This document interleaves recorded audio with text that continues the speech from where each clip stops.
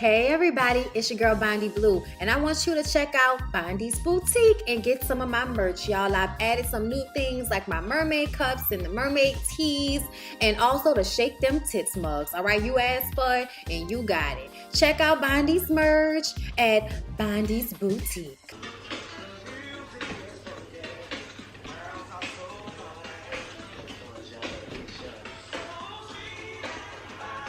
Okay. Alright, y'all, it's your girl Bondy Blue. Hold on, let me say that again. Alright, y'all, it's your girl Bondy Blue, and I am back for Real Housewives of Atlanta. This was the reunion season 11 part 2. Yo, I was like having to pause and rewind so many times because they were going through so many different things so fucking quickly. Okay, so then my my family of fiance video has been uploading for like 4 hours or some shit. So I've started that process over again to see what the hell the problem is. So yeah, that's where we at with this, all right? So I'm gonna just go ahead and read my notes, all right? And from that, hopefully you'll get some entertainment. Hopefully I'll make your day better, your night better, whatever, what have you. That's what I'm hoping for. Okay, so let's go ahead and get into it. So Portia says she was mad at Kandi for bringing Jamie on the show because she's the one that started all of this mess. Kandi does not agree with that. Okay, that's where we disagree. And I just kind of feel like Jamie is messy. Regardless to whatever her issue is with Portia, it was messy for her to be on the show because it seems as if that was the only reason she was on the show. It's not like we have seen the bitch since, okay? So it did seem messy, but at the end of the day, Portia has done messy shit as well. Maybe not in bringing somebody on the show, but I just feel like all the things that have transpired, this ain't the worst thing to have taken place, okay? And someone wants to know, why is it that Kandi is so adamant that Portia was to blame for the altercation that happened between Portia and Jamie at Ty's birthday party? And Kandi says multiple people saw, okay? It was not just one person. And Eva says, I was there and I had to be told that something even happened. Like, I didn't know about it. Shamara was there. Shamara was like, you know, like, so apparently nobody really saw this altercation that took place, okay? Then they get on Todd saying that Portia probably was drunk at the party. We didn't know at the time that Portia was pregnant. They didn't know. We knew, but they didn't know, okay? And they said that she might have had a drink, and Kandi said that there was evidence. There was a picture of her holding a drink. I mean, that drink could have been anything. It could have been wine. I mean, if she wasn't that far along in her pregnancy, one glass of wine is fine. Like, the baby's gonna be just fine with that. But Portia just wanted to be adamant. I did not drink anything at the party. Okay, I didn't drink anything while I was pregnant. There was some confusion in the time frame, okay? Portia apparently feels as if she was 3 or 4 months pregnant during that time, which was in August, and she told them that she got pregnant at the end of June. So she would have only been pregnant for 1 month, but she's talking about she 3 or 4 months pregnant. Child, look, I don't know what's going on in this situation. All I know is it's water under the bridge at this point. Portia says that Kandi and Ty was making things up after the fact. And then Kandi says, well, why, Portia, would you run up on someone and you don't know them? Why would you run up on someone while you are pregnant and you don't know her? She could want to be body with you. And Portia is like, there is a way to run up on somebody without actually fighting them.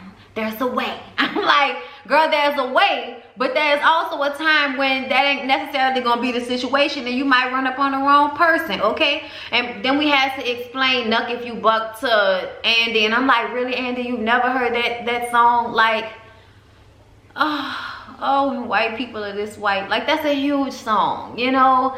And you don't know Nuck If You Buck by Crime Mob, really? Okay, Andy, like, just how, you're not that old. It annoys me. Okay, so Portia put it out there because y'all remember when Kandi and Nene and Marlo and I think Cynthia all had a conversation about the rumors she had heard from various people, not just Jamie, about Dennis and his, you know, womanizing ways. Nene said we don't need to tell her. She went back and told Portia. So Portia put her on blast in a confessional and said that Nene was the one that told her that. And Kandi was like, she said she wasn't going to say anything. So it was like, bitch, you know, and Nene was upset. I was very upset because I felt as if we had a pact. Okay, and it's like, so how is that any different from what Cynthia and Kandi did when they brought Kenya to the party?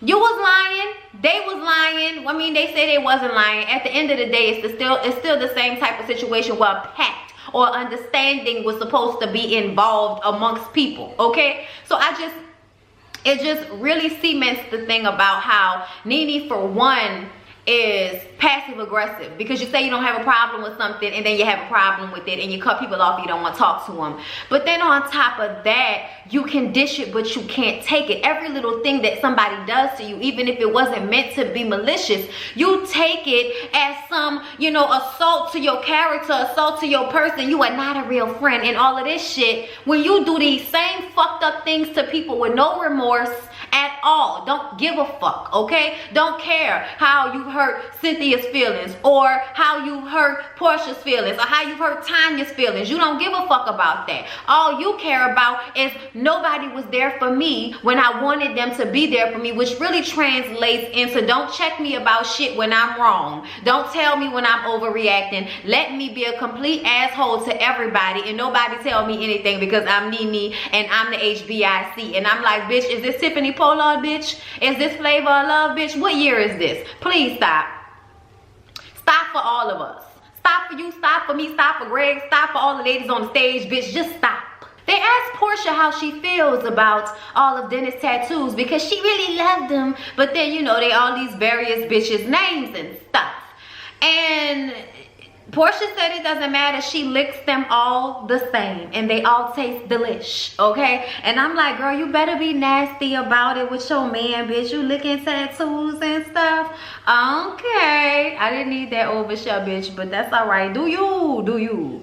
Okay, they asked if Kandi has forgiven Portia. Kandi says yes, she has forgiven Portia. It's been some years now. We can get past it. Y'all, I don't care what nobody say. I love Kandi's look. The ponytail, the longer bang that goes like right over there. That's my shit. I love that. Like, that's some real 90s shit, so I love that shit. Anyway, so we get on Nene and how she's been dealing with Greg's cancer. And she says the relationship has been damaged, okay? And what we find out from the questions asked is that they are in counseling right now.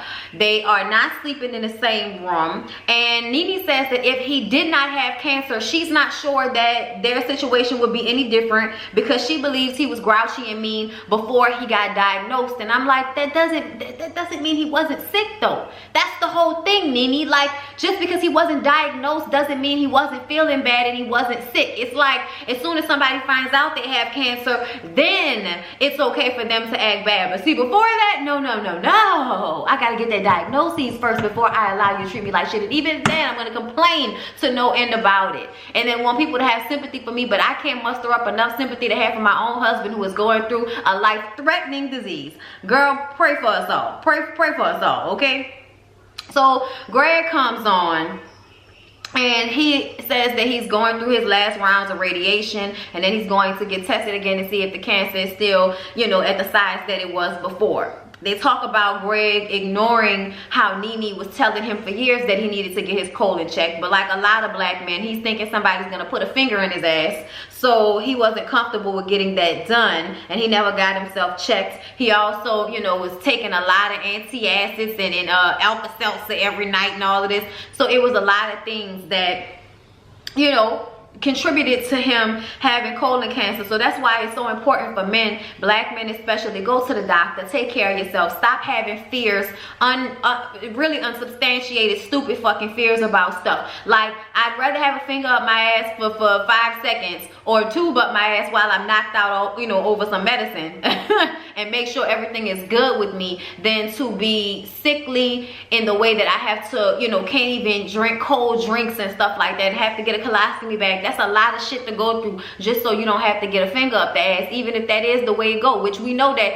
the colon test is not a finger up the ass. That's the prostate, just so y'all know. That's not the same. Either way, men still have to get those things checked out when they get to Greg's age range. So I can understand why Nene has been upset, because it's like, I told you to take care of yourself and you didn't, and now I have to help take care of you. But at the same time, that is what the fuck you sign up for when you say through sickness and in health. And I just feel like seeing various people in my family tend to sick family members. What you don't do is broadcast everything that's going on because it makes you feel better. And sometimes it don't even make you feel better. You know good and goddamn well that people who have cancer can be mean and grouchy, as it's been said. Now, the counselor done told them not to say grouchy no more, so that's not what they say no more, all right? But Greg has been hurt by the things that Nene has said online and on the show, because he feel like she puts too much out there. Nene says, now wait a minute now, because Greg knows there's a lot of things that I don't say. And it's like, bitch, that does not make that okay. That does not make it okay that you keep some of the shit to yourself, okay? And then they want to know about when he cheated on her. Now, this was years ago before they got remarried, I believe. And Greg says that that didn't really have any weight on the situation whatsoever. Nene, on the other hand, insinuates that it did. So if you took him back after he cheated, y'all been married all of this time, now when he's sick, the infidelity is the issue. Is that what we look? I'm not even gonna go in there with that.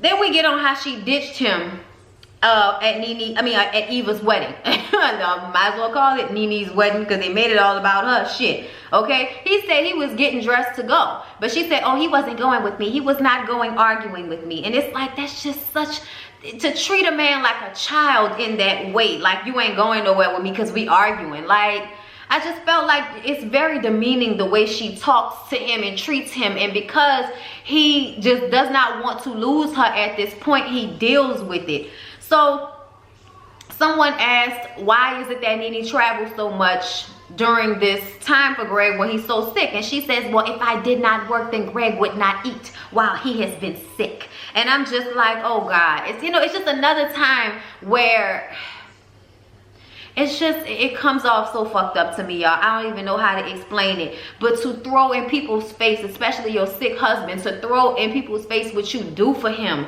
like that's not what you're supposed to do as his wife. Like, it rubs me the wrong fucking way. Maybe I'm just, you know, at this point I'm too far gone over being annoyed with her. But a lot of the things she said during the show just made me feel like she is a terrible fucking person. Like, just point blank period, okay? They asked if Cynthia has been supportive from Greg's standpoint, and he says, yes, you know, Cynthia is like a sister to him, and she has been very supportive. They talk about seeing Nene have her breakdown during the buy a wig party, and he says it was very heartbreaking to watch that because he knows that he plays a part in why she's having that breakdown. And Nene says that she is going to continue to have nervous breakdowns on national television if that's what the fuck she want to do. She gonna act natural, she gonna be herself. If she wants to say her husband working on her fucking nerves because his little sickly ass is stinking up the place and all that, then that's what the fuck she gonna say. She don't care what nobody gotta say about it, okay? Greg is not a walk in the park. All right, and she brings up a time where he was in the hospital and he called her and told her he didn't want her to come to the hospital, and that was very hurtful for her. But I feel like sometimes when people are sick, they only want to have to deal with their emotions, and the way Nene emotes, I feel like Greg is always being responsible for her emotions and how she's feeling in a moment, and he's sick and in pain and doesn't want to have to exert energy to make you feel good about where he is right now. I could totally understand why he felt like that. And you know, Greg said he just needed some time alone. She says that was hard for her. She says Greg is family to her. They've been together for 20 years. They have a 20-year-old son together. She's gonna always be there for him, but they may not make it out of this on the other end married. And he says that, you know, the best outcome might be for us just to be the best of friends. And Andy asks if they want to work it out, and he says he does, but Nene is just kind of like, I can't tell you what I will do in the future. I don't know, okay? I can say right now how I'm feeling, the way things are going, no, but I can't tell you what it will be in the future. Anything is possible. And I'm just like, girl, then why you can't say, you know, I don't know how I feel, but I would want us to try to work it out? Like, why you don't know if you want to work it out? I kind of feel like that answer is her holding back how she truly feels in some way. You know, a lot of this reunion has been her being passive aggressive and defensive and ignoring people and not really delving into emotions, not really being honest. Yeah, oh, okay, yeah, that's what I'm doing. All right, yeah, all right, fine, that's what I did. Okay, I'm so sorry. I'm so sorry. Oh, I'm so sorry. Oh, I hurt your feelings. Oh, well, too bad, so sad. Like, a lot of it is that. So then you get to a place where how the fuck I'm supposed to feel sorry for anything you're going through when you don't give a fuck about what nobody else on this show is going through when they got to deal with you and your funky ass attitude.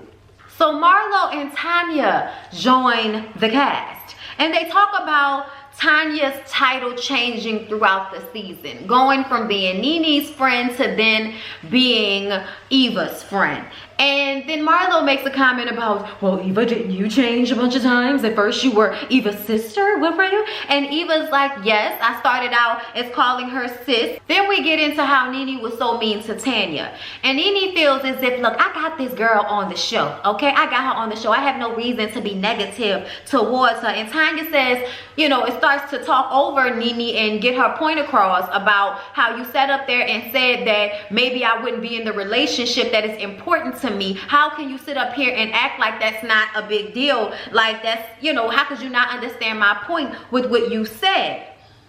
And Marlo tells Nene to say that she's sorry to Tanya. And she like, I ain't telling that girl that. Tanya says, you do understand where I'm coming from. And Nene says, yes, I understand. Yes, I understand. I'm so sorry. I'm so sorry you feel that way. I'm so sorry you feel that way. And it's just shady. It's really shady. And Cynthia jumps in to say she doesn't feel as if Nene was actually being shady in that moment. And maybe not, but it was a disregard for Tanya's feelings and it was unnecessary at the end of the day. It was like she wasn't paying attention to what she was saying to her. And if somebody had done that to Nene, I'm sure she would have been pressed because she'd be pressed like a fucking panini about any little thing. So Eva says that, yeah, okay, that was one situation, but then that continued when you completely cut Tanya off. Y'all used to kiki, now y'all don't kiki no more.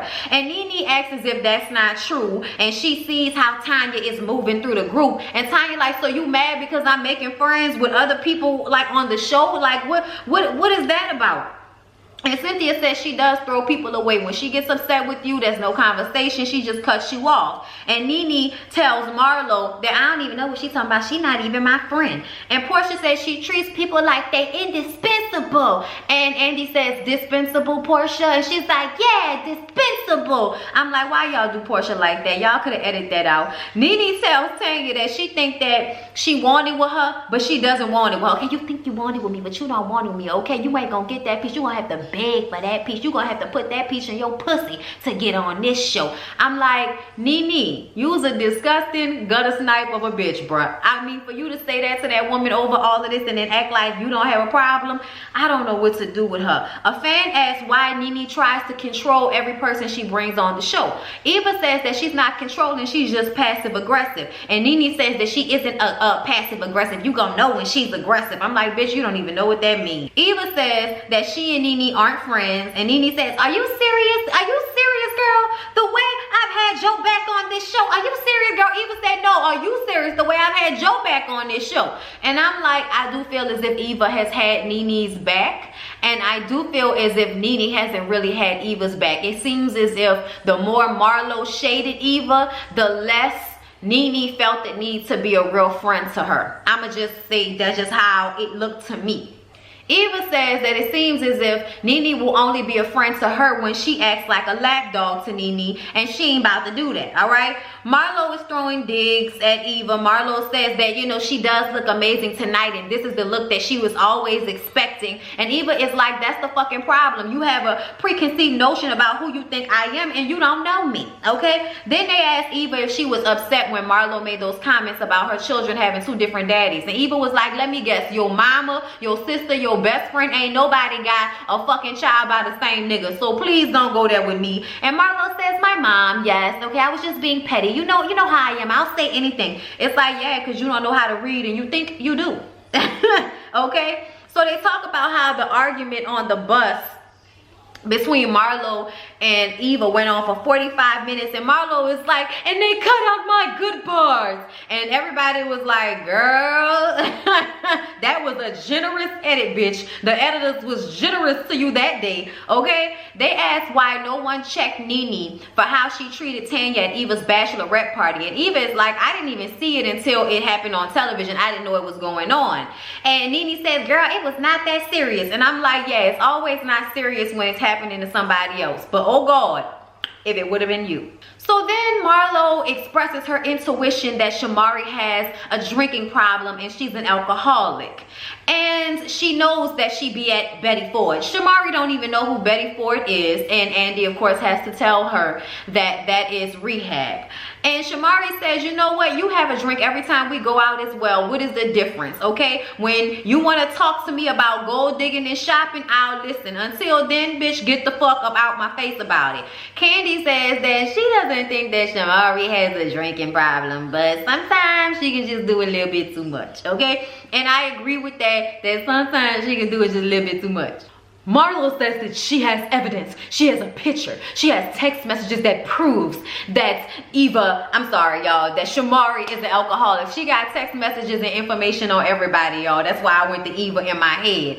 Andy says that what's the difference between Shamari being drunk and when Marlo got drunk and got locked out of her hotel room in Tokyo? And she says, oh, that was, at the end of the girls' night fun, okay? I wasn't throwing up on anyone. I wasn't grabbing anybody's coochie. I wasn't doing any of that. And Shamari is like, and bitch, if I would buy you some Gucci, you let me grab up on that coochie too.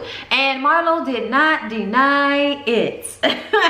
She just said if it was Chanel, okay? Marlo says that she needs to stop living through her husband and that what about her career, the drinking will affect her career. And I'm just like, girl, you doing a lot right now. What career? Okay, look, I'm sorry, Shamari. I didn't mean to say that, but I'm not saying this a woman. Look. Shamari, yeah, what career with you? A little bit, but Marlo specifically, what career with you, bitch? What do you do? We don't even know what you do. And like Shamari said, you've been on this show for 6 seasons and we don't know neither him or her of how you make money or what you do, W-2s, bitch, 10-9X, bitch, we don't know what you do for taxes, okay? So you're gonna get up on my face with that. We get on Shamari vomiting, and she says she does regret vomiting in Nene's house and on Eva's shoe. And she was going to get the shoe clean, but she realized that it was going to cost more to clean the shoe than it was to just replace it. So she got her a Zara gift card. And Eva at first was like, I got that in what she said, Bali or Morocco, somewhere. She got it from Morocco, I think. And she was like, yeah, at the Zara in Morocco, bitch. And it cost $70 and I got your gift card right here, bitch. And she pulled it out and gave it on to Eva, pass it on down to her, pass it on down, okay?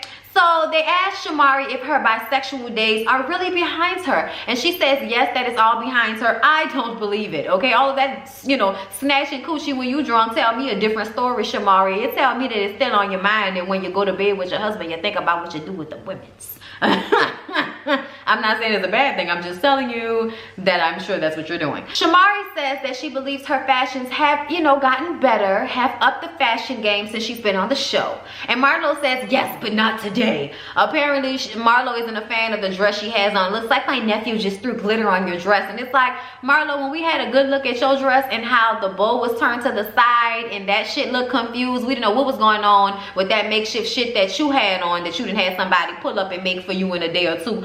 Bitch, you can call it fashions all you want to, but just because it's fashions doesn't mean that people are going to like it, and it don't mean it look good, because that shit did not look good. Anything turned to the side on titties don't look right to me. I'm sorry, I didn't like the look at all, Marlo. You can sit down somewhere. Your wig was nice, bitch, and it looked like it was finally glued to your head, so we happy for that. A fan asked why was everyone so hard on Shamari's fashions when Nene wears the same jeans and white t-shirt with a caftan every time we see her. And she was not amused, okay? She wasn't amused by none of this. Marlo says that we know she can afford anything she wants to get. And I saw Tanya say under her breath, we don't know, because she ain't let us in her closet. I was like, oh, if you don't tell the truth, bitch. The way Eva just turned around and looked at her and turned back, I was like, oh, Eva didn't agree with that read, but I did, okay? Marlo feels like the ladies could learn a lesson in loyalty from her, because Shamari made a comment that she's as loyal to Nene as a golden retriever is to his master.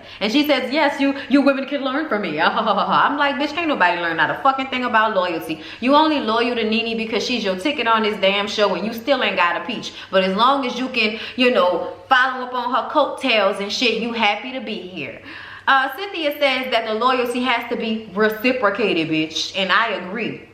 So then we get on the buy a wig party, and we get on Portia being late and Nene feeling like she used pregnancy as an excuse.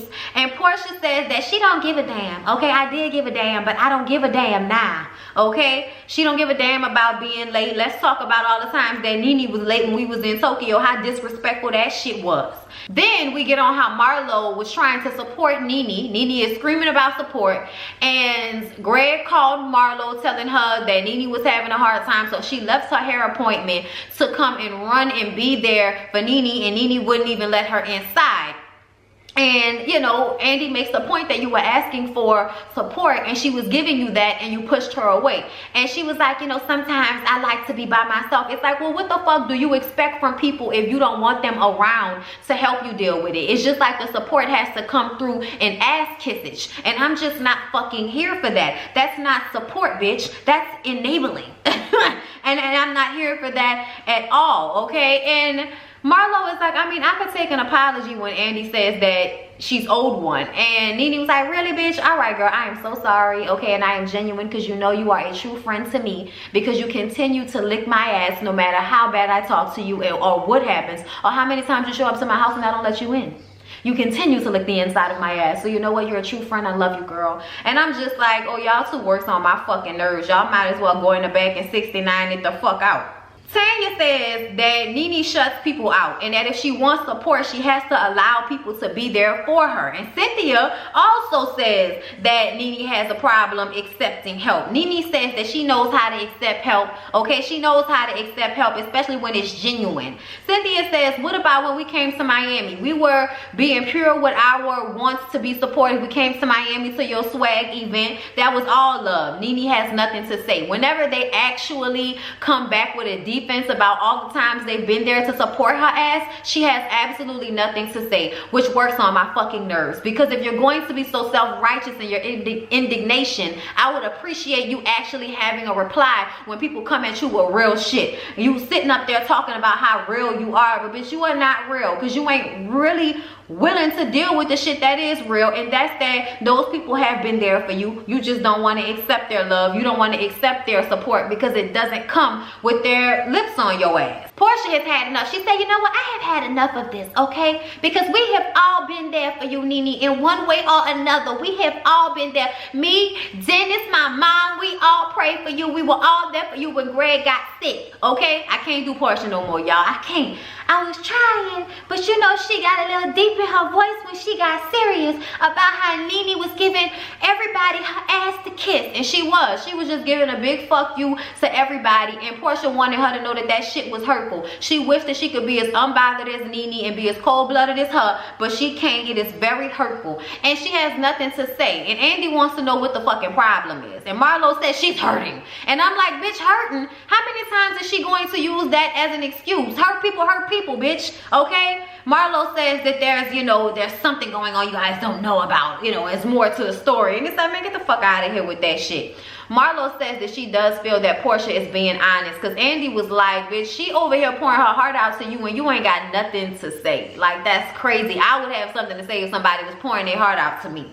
And Marlo says that she does feel like Portia is being genuine, and she feels like Cynthia is being genuine, but she's a little confused, I'm guessing because of the situation with Candy. But Cynthia says, you don't need to be confused, baby, because I was a friend when you wasn't a friend, okay? Thank you for being a friend, but I've been a friend. Traveled down the road and back again, okay? My heart is true. I'm a pal and a motherfucking confidant, all right? And when this bitch was throwing parties, invited everybody she knew. But who was there with the biggest gift, okay? The biggest gift! It was Cynthia, okay? Okay, card attached. Thank you for being my friend. Oh yeah. Okay. Look, worked on my damn nerves. So then we get to the end of the episode and Andy asks about Portia's belt and what happened in the closet. And before Portia can even say anything, she was like, cause here's the thing. And then Nene jumps in, okay, look. I'm not about to beat this thing, okay? I'm not about to beat this thing. I had a nervous breakdown, and what y'all are not gonna do is make me feel bad about having a nervous breakdown. It was a breakdown, okay? And I just kind of felt like, bitch, if you put your hands on somebody because you had a nervous breakdown, bitch, you were still responsible for your motherfucking actions. Please grow up, Nene. You have tired us the fuck out. I told y'all before when she was like this before she left the first time, because this is exactly how it was. And I was like, bitch, please go on somewhere. I don't want nobody on the show that doesn't want to interact with the other people, that is always being passive aggressive and defensive, that doesn't have any genuine moments with anybody except Marlo's ass. It's just fucking exhausting, and I'm tired of it. Real nigga shit. Tired, okay? She could not come back as far as I'm concerned. Bye, bitch. Arrivederci, ciao, Bella. Fuck out of here. Whatever. I'm over it. Y'all, that's the review. This shit probably ain't gonna be up until midnight, because y'all know how long my internet has been taking lately. I could kill cock cable right now. Anyway, I love y'all. Hope y'all enjoyed the review. Please don't forget to like, comment, and subscribe to my channel. And I'll see y'all in the next one.